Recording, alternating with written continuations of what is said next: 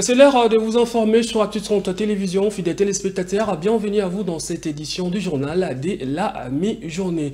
À la une de l'actualité, accusé de contribuer à l'escalade des conflits dans la partie est de la République démocratique du Congo, trois responsables des FDLR, un commandant des M23, un colonel de FRDC et un général des brigades de l'armée rwandaise frappés des sanctions par les États-Unis d'Amérique. L'entérinement de la candidature de Félix Tshisekedi à la présidentielle de décembre 2023 sera au cœur d'un congrès qui va organiser à partir de ce samedi à Kinshasa, l'Union pour la démocratie et le progrès social. Voilà, c'est tout pour les titres. Les détails, c'est tout de suite. Bienvenue à tous. Si vous nous rejoignez, les États-Unis d'Amérique ont annoncé une série de sanctions contre 6 personnalités à la base de l'intensification de l'insécurité dans la partie est de la République démocratique du Congo. Il s'agit des 3 responsables des FDLR, un membre des M23, un officier des FARDC et un général des brigades de l'armée rwandaise. Selon les communiqués du département du Trésor américain, ces 6 personnes sont impliquées dans de nombreux cas de violations des droits de l'homme, y compris des violences sexuelles et des violences contre les enfants. À la tête d'une délégation des membres de son gouvernement, le Premier ministre a représenté la RDC au 15e sommet BRICS tenu du 22 au 24 août à Johannesburg. Nous sommes là en Afrique du Sud. Jean-Michel Samaloukonde a présenté les potentialités de la RDC comme pays solution face aux défis liés au changement climatique. Il a plaidé auprès des bailleurs de fonds afin que les pays puissent obtenir des financements qui accéléreront son industrialisation. Nous venons ici comme pays invité et nous avons tenu à marquer notre présence pour non seulement appuyer les relations bilatérales que nous avons avec la République sud-africaine, mais aussi multilatérales au regard de tous les pays membres du BRICS et les pays invités que nous avons pu avoir pendant ce sommet. Nous avons réaffirmé au regard des questions de l'heure qui sont discuter ces questions climatiques, ces questions financières et économiques au vu des chocs qu'a connu la planète, notamment avec la pandémie à Covid-19. Et nous apportons aujourd'hui, de par notre position géostratégique, tant au niveau forestier, au niveau minier, des solutions, et comme nous nous faisons souvent appeler pays solutions, c'est ça que nous avons voulu présenter, en disant que notre potentiel énergétique, au moment où le pays a plus besoin d'être industrialisé et disposé à aussi recevoir des financements dans ce secteur-là. Donc nous partons de ce sommet satisfaits d'avoir répondu à cette invitation et nous restons confiants qu'au regard de l'implication de tous les pays au niveau de ce sommet et de l'invitation que la République démocratique a faite, nous allons avoir des financements dans les prochains jours qui vont venir dans ces secteurs que nous avons énumérés. On change des chapitres à présent, après plusieurs spéculations autour de la grève des inspecteurs qui auraient occasionné certaines irrégularités dans la publication des examens d'État de l'édition 2022-2023. Le correcteur de ces examens démonte les allégations relatives au paiement de la prime des travaux de l'année en cours. Dire qu'il y a eu des erreurs, c'est parce que les inspecteurs n'ont pas été payés. C'est un peu exagéré.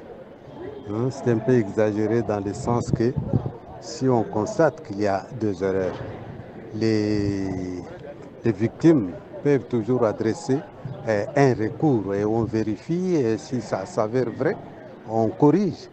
Mais ce n'est pas dit que c'est pas parce qu'on n'a pas payé qu'il y a eu des erreurs. Mais ces erreurs-là, c'est d'après ce qu'ils disent, mais il faudrait qu'ils arrivent à la source pour se rassurer si réellement ils ont des erreurs. C'est tout à fait normal, un travail humain. Non, il n'y a plus de grève. Il y a eu une tentative là qui avait fait que les correcteurs soient expulsés, mais tous les travaux, même des tradis là, c'est terminé. Il n'y a que les travaux de scannage qui continuent avec 3 vacations. La vacation de 6h à 14h, de 14h à 20h et de 20h à l'aube. il n'y a que ça qui reste. Et c'est au bout de ça qu'on arrive aussi à corriger et aligner la publication comme on est en train de le faire. Mais en ce qui concerne la grève, il n'y a aucune structure qui est en grève pour le moment. Oui, pour cette année, rien, absolument rien de tous les travaux réalisés. Mais pour l'année passée, on commence maintenant à faire sortir une rubrique. Au lieu de payer correctement, cette rubrique est répartie sur tous les inspecteurs à tel point que le montant touché devient presque insignifiant. C'était un inspecteur de l'EPST qui a parlé sous anonymat. Les enseignants en mise en retraite ont pris d'assaut les conseils supérieurs de la magistrature. Objectif à réclamer à la justice congolaise de dire droit après les verdicts rendus en leur défaveur par les conseils d'État. Ils sollicitent l'implication des autorités pour que la solution soit trouvée. Ce qui se passe, nous sommes les enseignants retraités abusivement par le ministre de l'EPST. Nous réclamons une retraite régulière, honorable et digne. C'est ça, nous sommes venus ici pour que la justice congolaise puisse dire le droit.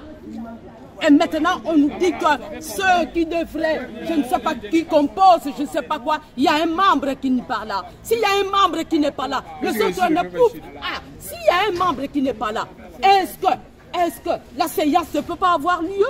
Hein? Beaucoup de nos camarades meurent. Nous venons de perdre encore un autre camarade, Augustin Ongono. On venait de l'enterrer jeudi passé. C'est quoi ça? C'est quoi ça?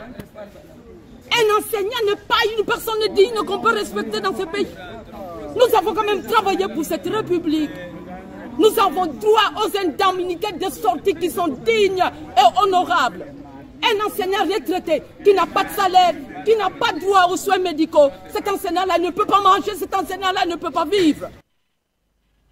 Dans le reste de l'actualité, souvent pointé du doigt par la population après déclaration des incendies, les sapeurs-pompiers sédédouanes, s'agissant particulièrement de supposés arrivés en retard au lieu des incendies. Les problèmes sont souvent liés à l'incivisme de certains chauffeurs qui ne leur privilégient pas le passage, mais aussi l'impatience de la population. Ce sont les explications de Léon Kankou, formateur de sapeurs-pompiers à la caserne de Kinshasa.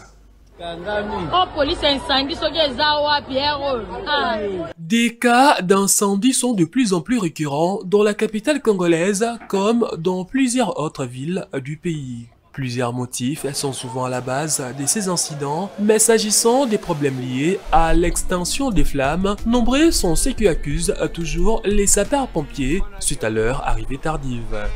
À la caserne des sapeurs-pompiers, Léon Lukaku, l'un des formateurs, a des explications à ces sujets. C'est une notion d'impatience. Lorsque quelqu'un est buté à un événement qui apporte atteinte soit à sa vie ou à ses biens, on a tendance à perdre nos moyens, à perdre le contrôle.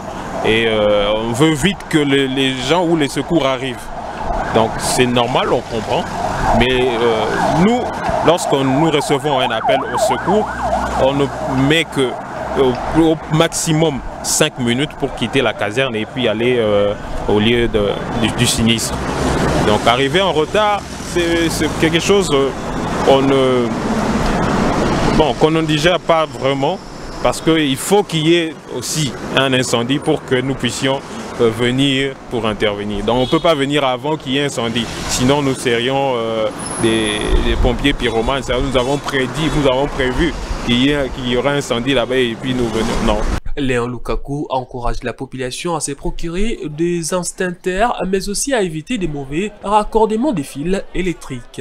Il rappelle les consignes de sécurité à respecter d'un incendie. Si vous pouvez couper toute arrivée, toute source d'énergie, courant électrique, si vous avez du gaz, le fermez, sortez, faites évacuer tout le monde de la maison. Si la maison est envahie par la fumée, vous mettre dans la position la plus basse possible, même en rampant, même à genoux, ça vous permettra de mieux respirer et puis de voir là où vous pouvez évacuer. Le sapeur-pompier appelle par ailleurs les autorités à les ravitailler en matériel adéquat pour un meilleur service. Le parti politique Union pour la démocratie et les progrès social s'est rendu en congrès à partir de ce samedi 26 août à Kinshasa. Pendant 2 jours, les délégués de cette formation politique membres de l'Union sacrée de la Nation venus des 4 coins du monde n'auront qu'un seul point sur la table, la validation de la candidature de l'actuel chef de l'État Félix Tshisekedi pour un second mandat. Le secrétaire général de l'UDPS, Augustin Kabouya, précise par ailleurs que seuls les membres et un statut reconnu au sein du parti pourront prendre part au congrès. Cure de jouvence sur la route Kasavubu en pleine réhabilitation entre les avenues Usoke et Chuapa dans la commune de Kinshasa. Les travaux entrent dans le cadre du projet Kinshasa Zéro Trou financé par l'exécutif national. Les Kinois rencontrés sur place sont tous autant satisfaits de la réhabilitation de cet artère longeant les grands marchés de Kinshasa. Les travaux exécutés par la société Sogebat sous l'œil vigilant de l'Office de voirie et drainage constituent à rendre praticable cette route d'intérêt commun dans son tronçon entre les avenues Isoki et Chuapa. La réhabilitation de l'avenue Kasavubu se réalise en simultané avec celle de l'avenue Wangata dans le cadre du projet Kinshasa Zéro Trou. Elle date depuis que ce tronçon était impraticable. De Tombalba jusqu'ici ça va. Et de Chuapa pour atteindre ici que c'est vraiment difficile, c'est pourquoi nous sommes venus pour exécuter cette tâche. Sentiment de joie pour la population qui souhaite le parachèvement des travaux de manière idoine. Nzela ezo salema nango bien, mais moi manœuvre ezali amike pour temps ezo leka. Donc ndebe période ambula, place oyo bama etondaka trop. Siko il faut nzela ici l'avant, mais ba osala nango bien.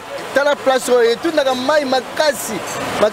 Na senga na bato ya OVD wana baya kosala misala mbangu. Omoni ke mbule ekomi pena. Makambo mai okotela biso wana nde tozoboya kaka. Seul bémol, les tronçons barricadés pour bonne cause est à la base des embouteillages sur cette artère, d'où l'appel des chauffeurs pour l'accélération des travaux. Depuis 6 mois, 7 mois, ça a été roté. Comprends? 2 mois, je suis allé à 6 000 pas ou pas, lobby va ken avant libé là. Biso bula Angela Sand et Agnos a mbule ngotan de sali bulu. So mbule bandi a to dinda bataba presque ba maison autour. Bango bazala bomo naka basali mukie kaneza be basundoli biso ka be bakena bango. A to le la bambula kalate ezonga donc. Nde babandi we seka ba si service vraiment nzela vraiment très bien. Donc nde babandi vraiment construction nzela vraiment et si là très bien. Les travaux de réhabilitation de l'avenue Kasavubu sont prévus pour une durée d'1 mois.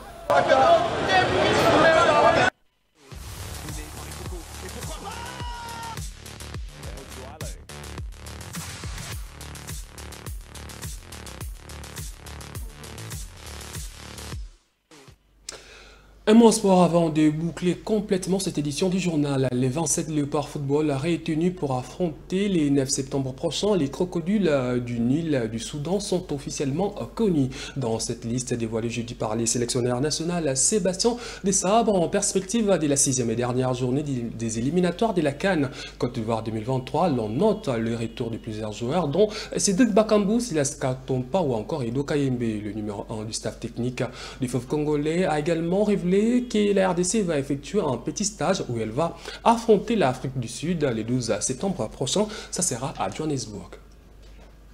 Et après, il y a ce match en Afrique du Sud qui est un match amical.